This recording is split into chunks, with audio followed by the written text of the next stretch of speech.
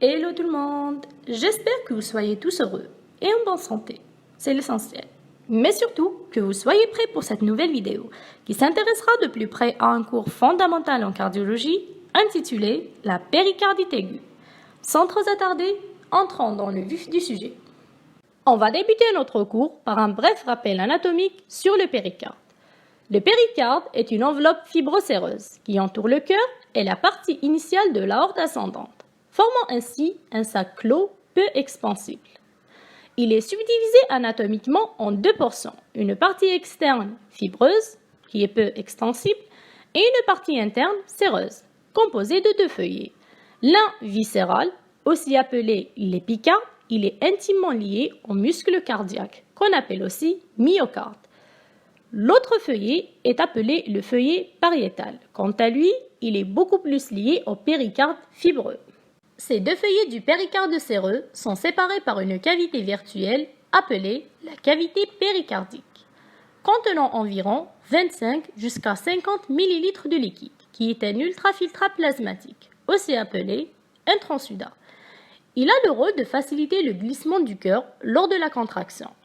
Au-delà de 50 ml, il devient pathologique. On parlera alors d'un épanchement péricardique. Les syndromes péricardiques peuvent être causés par plusieurs étiologies, de diverses origines, inflammatoires ou non inflammatoires. Les syndromes péricardiques d'origine inflammatoire sont classés selon leur mode d'installation. Ils sont soit aigus ou chroniques. Les aigus sont représentés par les péricardites aigus, qui seront sèches au début, puis il y aura constitution d'un épanchement au fur et à mesure de la pathologie. Ça sera la thématique de notre cours d'aujourd'hui. Elles peuvent aussi être chroniques, définissant ainsi la constriction péricardique.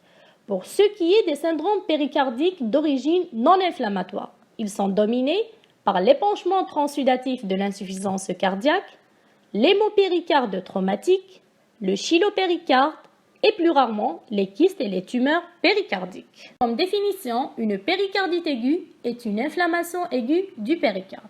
Un péricarde qui était jusque-là sain ou normal va être le siège d'une inflammation.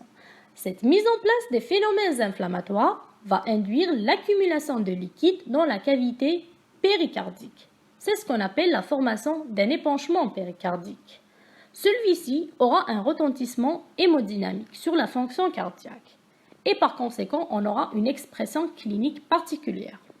Le diagnostic de péricardite aiguë est évoqué devant l'association d'un contexte clinique particulier, l'existence de signes fonctionnels, de signes physiques, de signes électriques et de signes radiologiques et finalement des signes échographiques, évocateurs du diagnostic. Le contexte clinique est contributif à l'orientation étiologique. On aura soit la précession d'un syndrome grippal dans les 15 jours jusqu'à 21 jours précédant cette douleur thoracique typique, ou la notion d'un comptage tuberculeux ou d'autres pathologies en évolution. Pour cela, on conclut que l'interrogatoire du patient, dans le cadre du possible bien sûr, est fondamental. Quant aux signes fonctionnels, ils sont dominés par ces douleurs thoraciques typiques de type infractoïde. Elle est décrite par les patients comme étant une sensation d'oppression thoracique, de pesanteur ou de constriction. Elle est de siège précordial, rétrosternal ou diffuse. L'irradiation possible peut être vers le cou, l'épaule, le bras gauche et la mâchoire, mimant ainsi un infarctus du myocarde. Sa durée est prolongée, elle peut être permanente, mais surtout elle est nitrorésistante. Elle ne survient pas à l'effort. Elle est augmentée par trois choses, l'atout, l'inspiration profonde et le décubitus dorsal. Quant à sa position antalgique, elle est la position assise, la position penchée en avant. Elle est atténuée par deux médicaments, la prise d'AINS et la prise d'aspirine. À l'auscultation cardiaque, une péricardite présente des signes physiques pathognomoniques. Celui qui caractérise l'inflammation est le frottement péricardique, qui, comme on a déjà dit, il est pathognomonique mais inconstant et fugace. Son siège est mésocardiaque, superficiel, sans notion d'irradiation, de timbre variable. Il peut être rude, mimant le craquement de cuir neuf, ou être doux, mimant le frottement du papier de soie.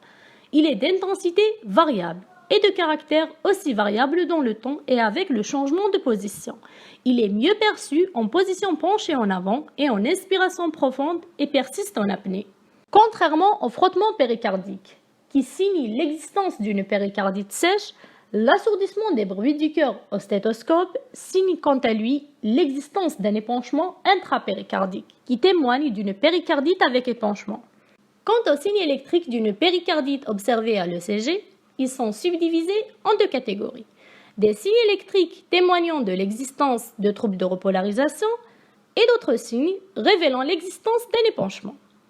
Concernant les troubles de repolarisation, ils sont diffus, sans image en miroir et jamais dans de Q, qui est caractéristique de la nécrose, observée en cas d'IDM, qui est l'infarctus du myocarde, sauf dans un cas particulier qui est le syndrome de Dressler, qui est une péricardite post-IDM.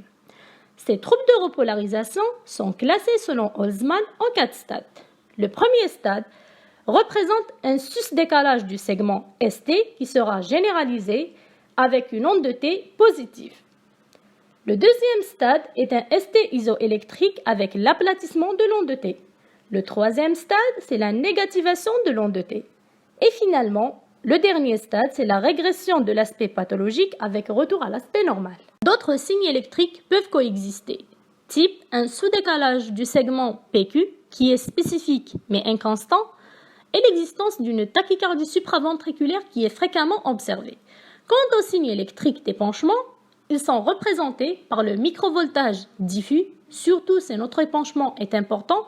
On va observer en périphérie une amplitude qui sera inférieure à 5 mm et en précordial une amplitude qui sera inférieure à 10 mm, avec l'existence d'une alternance électrique. Une notion fondamentale à garder à l'esprit est le fait qu'un ECG normal n'élimine pas le diagnostic d'une péricardite aiguë, surtout si le contexte clinique est évocateur.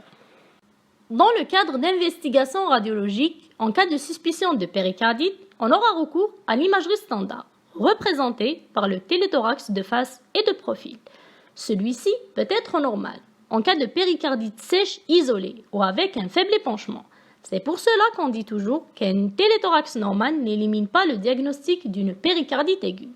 Ou par contre, ce téléthorax peut présenter un aspect particulier du cœur, qui est évocateur.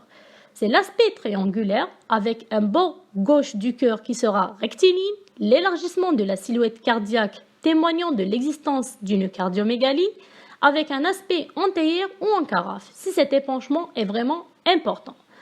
D'autres moyens d'investigation peuvent être utilisés, tels l'IDM ou l'IRM, pour une analyse morphologique plus fine et plus précise du péricarde. Pour la TDM et l'IRM, elles permettent une approche anatomique avec une visualisation de l'épaississement, du remaniement et des calcifications du péricarde, mais non du phénomène de constriction. Cette dernière étant un phénomène hémodynamique et non anatomique. Pour celle-ci, on aura recours à un autre moyen d'investigation appelé le cathétérisme cardiaque, qui va montrer l'égalisation des pressions droite et gauche, ainsi qu'un aspect typique, dit en diplateau, des courbes de pression ventriculaire. En cas de doute diagnostique intéressant la péricardite, le recours à l'échographie est fondamental, car cette dernière pose le diagnostic de certitude des péricardites avec épanchement. L'aspect typique est l'image de décollement des deux feuillets péricardiques. Ces derniers-là seront séparés par un espace vide d'écho, témoignant de l'existence d'un épanchement. Elle va aussi apprécier l'abondance de cet épanchement-là. Si il est inférieur à 10 mm, il sera qualifié d'un épanchement péricardique de petite abondance. Si il est situé entre 10 et 20 mm, il sera qualifié d'un épanchement péricardique de moyenne abondance. Si ce dernier est supérieur à 20 mm, il sera qualifié d'un épanchement péricardique de grande abondance. L'échographie permet aussi d'apprécier le retentissement de cet épanchement sur les 4 cavités cardiaques. On observera un collapsus des cavités droites, du ventricule droit et de l'oreillette droite. Au Doppler, on aura l'augmentation du flux droit et la diminution du flux gauche. Un écrasement du mur postérieur de l'oreillette droite témoigne d'un état dit de pré-tamponnade. Quant à la tamponnade elle-même, elle représente l'écrasement des cavités droites. C'est une urgence vitale. Elle peut engager le pronostic. Les péricardites aiguës bénignes sont souvent sèches, donc pas d'épanchement péricardique visible à l'échographie. Le diagnostic de péricardite aiguë sera posé sur au moins 2 critères sur 4 des signes suivants. Premièrement, le signe fonctionnel, qui est la douleur thoracique caractéristique, qui est de type infractoïde. Deuxièmement, l'existence du signe clinique pathognomonique à l'auscultation cardiaque représenté par le frottement péricardique. Troisième signe, c'est le signe électrique pathognomonique qui est le sus-décalage du segment ST ou bien l'existence d'un sous-décalage du segment PQ. Et finalement, l'existence à l'échographie d'un épanchement péricardique. Une péricardite aiguë est rarement rattachée à une cause évidente. C'est pour cela que l'étiologie idiopathique est la plus prédominante. Cependant, elle pourra succéder à un épisode d'origine infectieuse, surtout virale. Exemple, une infection par les coxsackie-virus, les adénovirus, le BV, l'HBV ou l'HIV. Cette infection peut être aussi d'origine bactérienne. Exemple, la tuberculose, les staphylocoques, ou bien une infection par les BGN, qui sont les bactéries gram-négatives. Plus rarement, elles peuvent être d'origine fongique ou parasitaire, spécialement observées chez les immunodéprimés.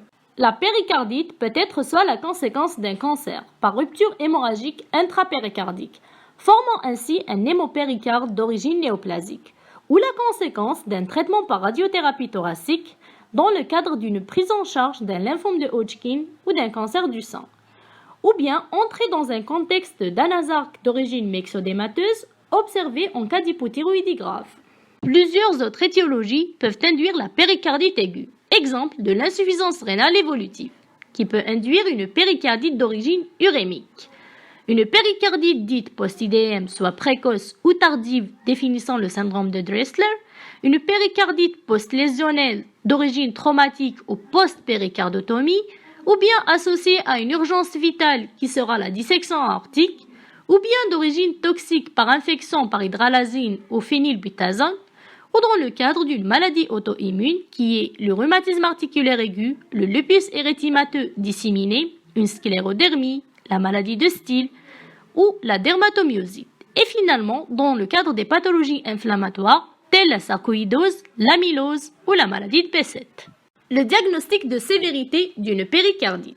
Certains facteurs prédisent un mauvais pronostic. C'est pour cela qu'il est utile de les rechercher, pour distinguer les patients qui nécessitent une hospitalisation de ceux qui peuvent être traités en ambulatoire. Deux types de facteurs s'offrent à nous, des facteurs majeurs et des facteurs mineurs. Les facteurs majeurs sont représentés par une fièvre supérieure à 38, un mode d'installation subaigu, l'existence d'un épanchement de grande abondance, un état de prétamponnade ou de tamponnade et la notion de résistance après une semaine de traitement aux anti-inflammatoires. Quant aux facteurs mineurs, ils sont représentés par la myocardopéricardite, l'élévation des troponines, donc l'association d'une myocardite à cette péricardite, un état d'immunodépression, la prise d'anticoagulants et la notion de traumatisme associé. Une fois le diagnostic de péricardite aiguë est posé, il se doit de savoir les modalités de prise en charge de cette pathologie. Le traitement initial se fait en intra-hospitalier, et ce pour éviter toute complication. Puis on continue en ambulatoire, et ce selon l'état du patient. Il consiste en un repos strict au lit, nécessité de faire un arrêt de travail, de soulager le patient par prise d'antalgique de différents paliers selon l'état de sa douleur, la prise d'anti-inflammatoires, soit de type aspirine ou de type colchicine. L'aspirine doit être à dose anti-inflammatoire entre 2 à 4 grammes jour. La colchicine, quant à elle, son rôle est de prévenir les récidives. Attention à ne pas donner des corticoïdes aux patients car ces derniers exposent au risque de rechute. C'était tout pour aujourd'hui. J'espère que ça vous a plu. Petit bonus pour les gens qui m'ont suivi jusqu'à la fin de ma vidéo, je vous laisse le lien de mon compte Instagram où vous pouvez me contacter pour se procurer la diapositive sur laquelle j'ai réalisé cette vidéo.